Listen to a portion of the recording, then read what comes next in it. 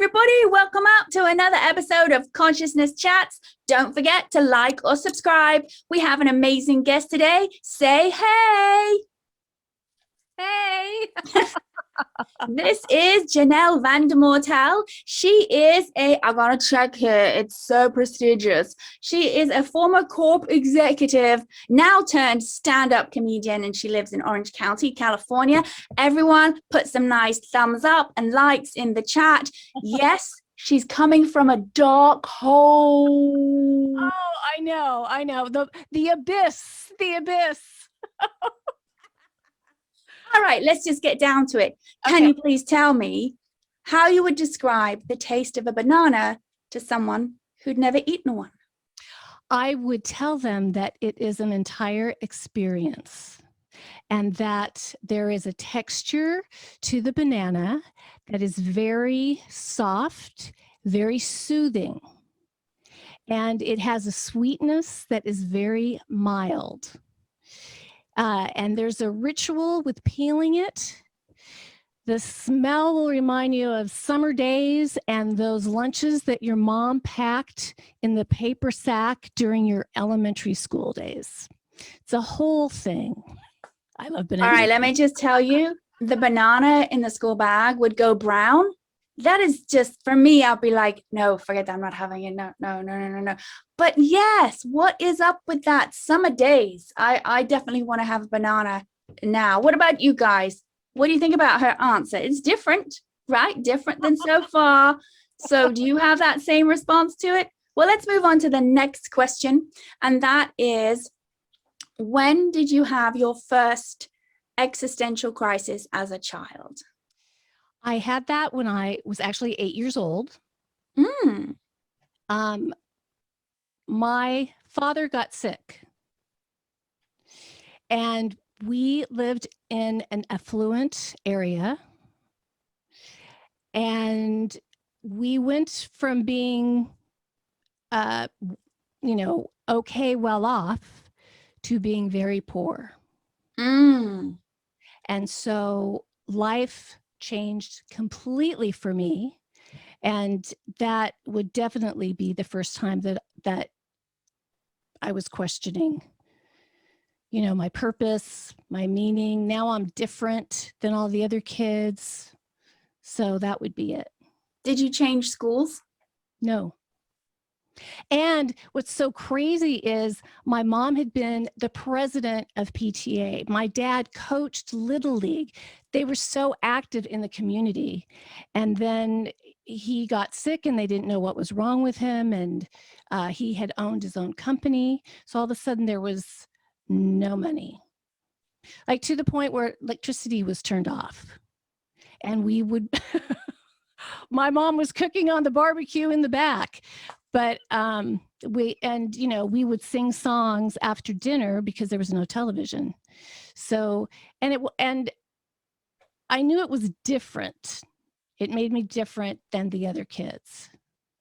But I also, if you ask me, I honestly love my childhood. So it wasn't a bad thing. It's just what happened. Your perception awakened because of the shift of the finances, or because you lost a parent? Both, because I was daddy's girl. I have one older brother, and you know how the mother, son, father, daughter, there's just a special thing there. And all of a sudden my dad was not emotionally available like he was. And so there was some abandonment issue, abandonment there, as well as this, dramatic change in financial circumstance.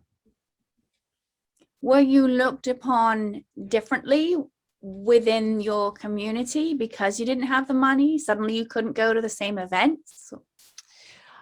It sometimes, yes. So my mom was all about maintaining the facade. So I didn't tell people that my dad got sick. I told people he was self-employed. And I remember one day I was wearing hand-me-downs and got teased horribly for wearing hand-me-downs. Mm. There weren't, that year there's a mother-father banquet. Obviously, I didn't go to that. And the year before, I had such a great time with my dad, and everyone had fun. So yes, it was a very abrupt, dramatic kind of change. Did you lose friends as a result? I didn't lose friends, but what I did learn, which I absolutely love, is I couldn't buy all the cool stuff, right? Mm. So I don't know. I don't know if anybody remembers, they're the ugliest shoes that exist, really, but they're called wallabies. They're called wallabies. They were the cool shoe. They're like a square with a crepe sole. Everybody had them. I didn't have them. I didn't have that cool stuff. And I feel like because of that, it forced me to develop other aspects of my personality to be included. If that makes sense, to feel, what's the word I want to use? To feel as good as, or I'm good, not good enough isn't the right term, but I think you get where I'm going with that. I do. And so my question to you is, what were those qualities that you developed that you wouldn't have done had this not occurred? I fell in love with reading. I fell in love with reading. A book could transport me anywhere in the world. And I wasn't a reader before that. I'm so grateful for that because I am a voracious reader. I love books. I don't know that I would have had that had I not had this experience. The other thing, sense of humor. When I did get teased, I always tried to laugh and, make other people laugh with me as well, because that deflected any of the hurt. Mm-hmm. Mm-hmm. Right. The old story of out of pain, comes laughter, right? Yes. Yes, absolutely. So that was a big shift at 8 years old. Was there another one while you were younger, or that was the biggest shift for you, perception wise? The second biggest shift came after 8th grade. So I grew up a chubby kid, nerdy kid. When there were junior high, the dances, generally I was not asked to dance. So I was, there was a group of us. And then I lost weight over the summer. I started swimming. I made a decision. I asked my mom, will you help me? Can I go on a diet? And I showed up the exact same person on the inside, but my outside had changed. And I just was so shocked at how differently I was treated. I was treated, I got a lot of attention, which I wasn't comfortable with, and I'm still not. So that would be the second big perception change. Were you disappointed that people behaved like that to you? No, I wasn't disappointed because I felt like I worked really hard to get that weight off. I worked really hard to overcome that emotional eating aspect of my life. And so I felt good about it because I felt like I was putting my best foot forward and it was being acknowledged. And, I was still the same nerdy, girl on the inside. And I also decided I will never treat people based just on their looks. Because that was your experience of what was happening to you, and you felt like that wasn't right to do that back to another person. Absolutely. Absolutely.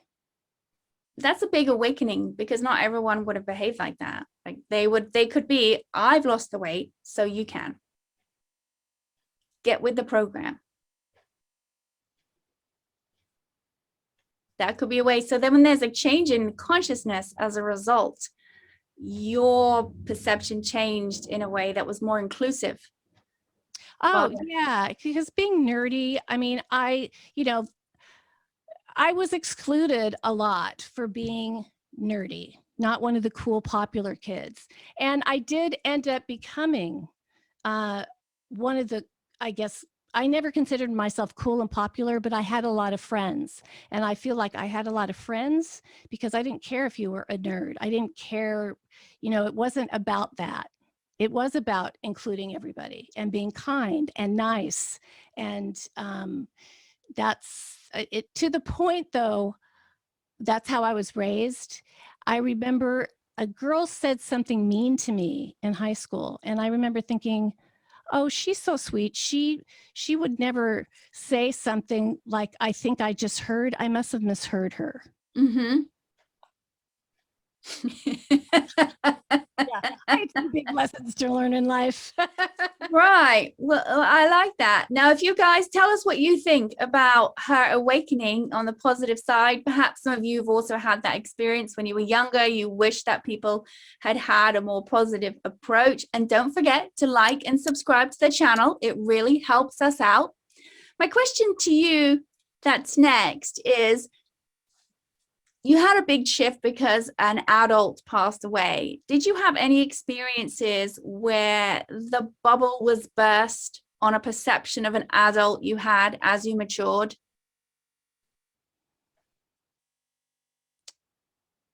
I would say,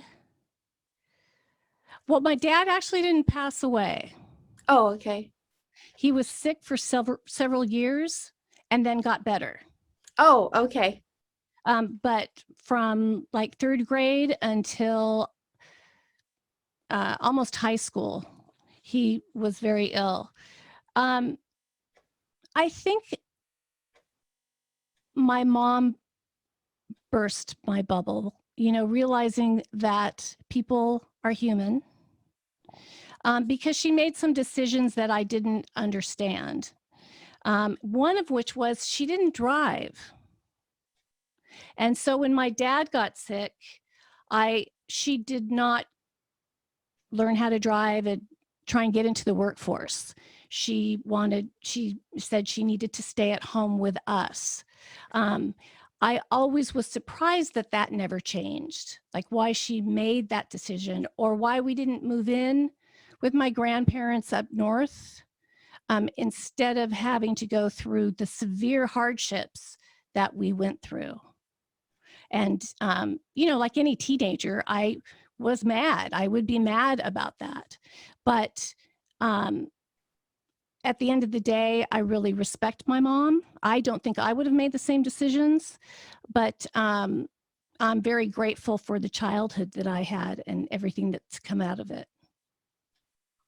And this is a great example of, even though material matter has moved through, you still had a great childhood. Yeah, because I suppose that was an underlying lesson. It, it's also, it became the foundation of how I chose my husband, because economics come and go. Sometimes it's within your control, sometimes it is not. And so one of my requirements when I got married was to find someone who could make me laugh, no matter what the economic circumstance was, on a daily basis. Mm. And I'm so grateful because I found that man. It took me until I was 38. That's probably a whole nother story. Yes, yes. Yeah, I've had things happen in life where I've lost all the material things. And at the end of the day, that's not what is important at all.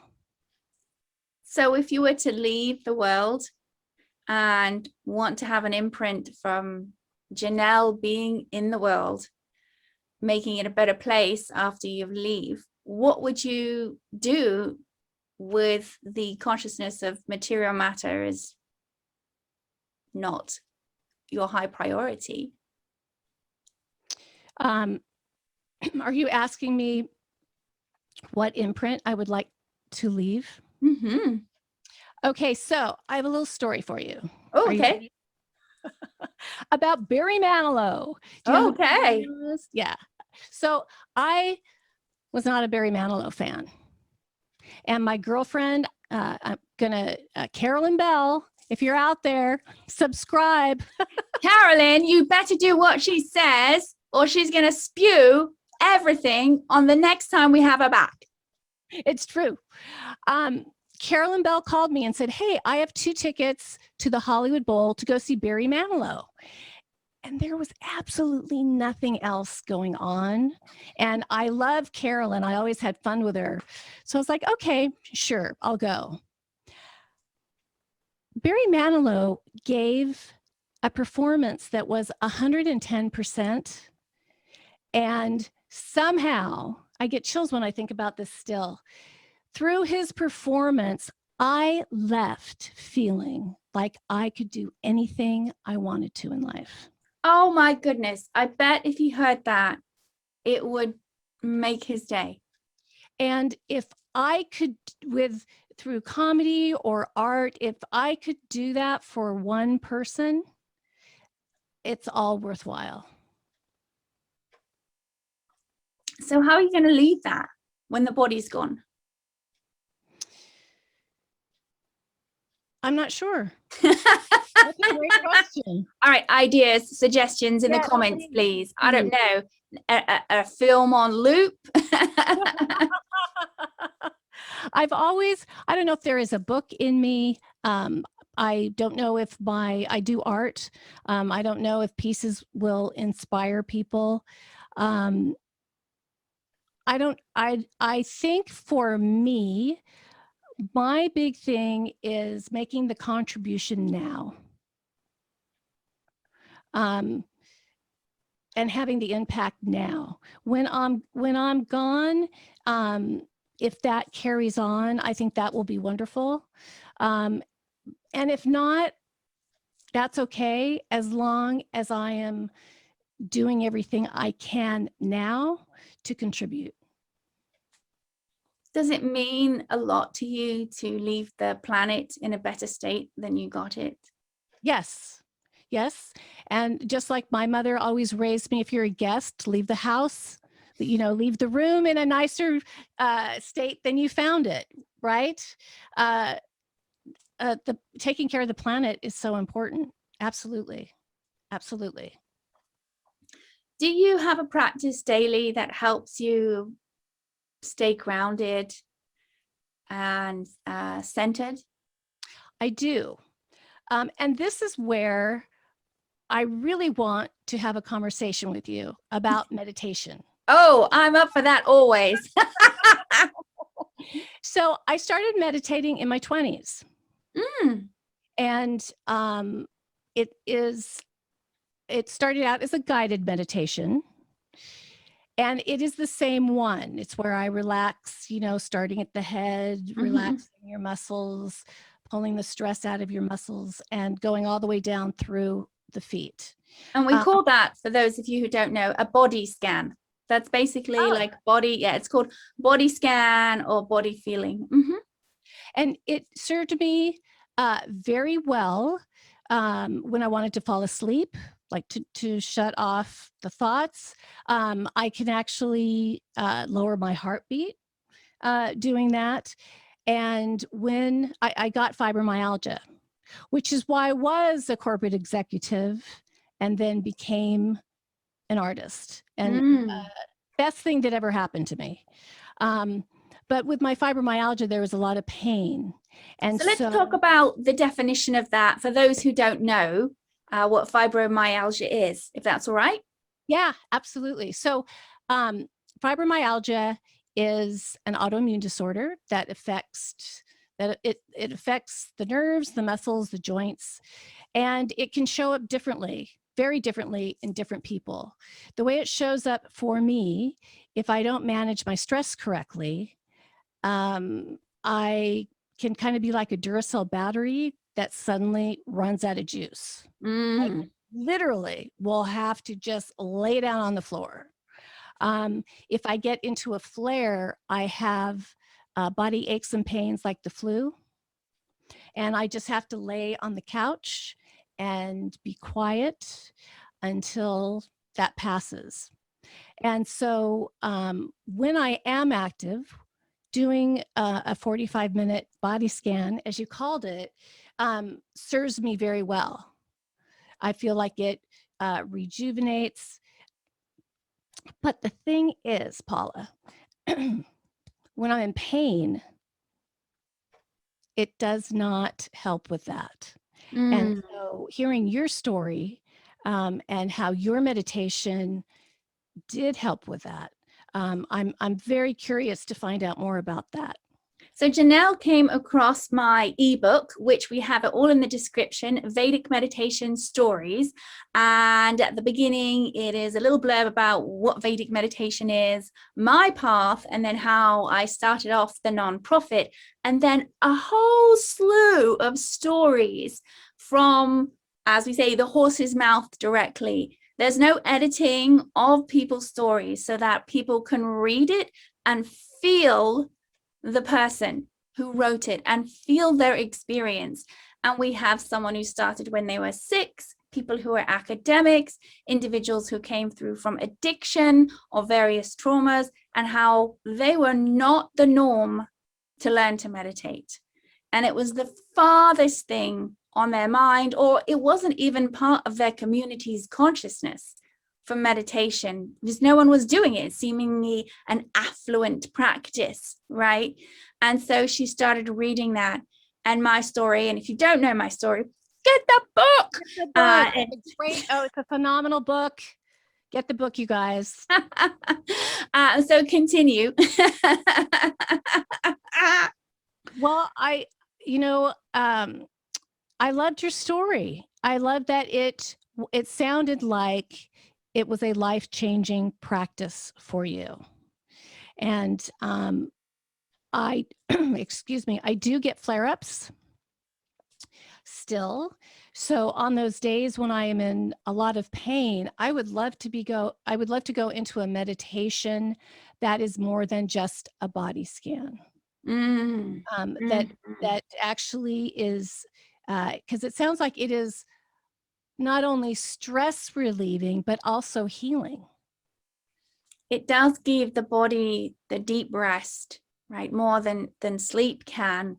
And when the nervous system is actually able to get that deep rest, it's phenomenal. And quickly, for those of you who don't know, I was not sleeping at night because of physical pain. I would sleep for 3 hours every afternoon because I could hardly do stuff. And I sat to do this meditation on my own because you go learn from a specialist teacher. And I had the clock and I had all these cushions around me because I couldn't even hold my arms upright because it would cause too much strain on my neck.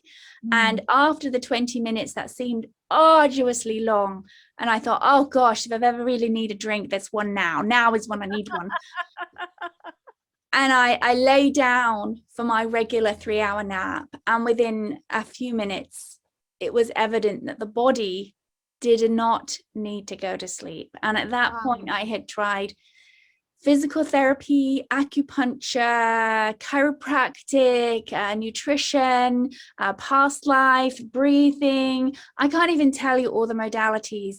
And none of those, although they do help and give relief, none of them allowed me to now have 2 hours and 20 minutes in waking state that I wasn't before. And if you're thinking about the math here, she said 3 hours. That's because I did 20 minutes in the morning with the teacher, and then I did 20 minutes afterwards.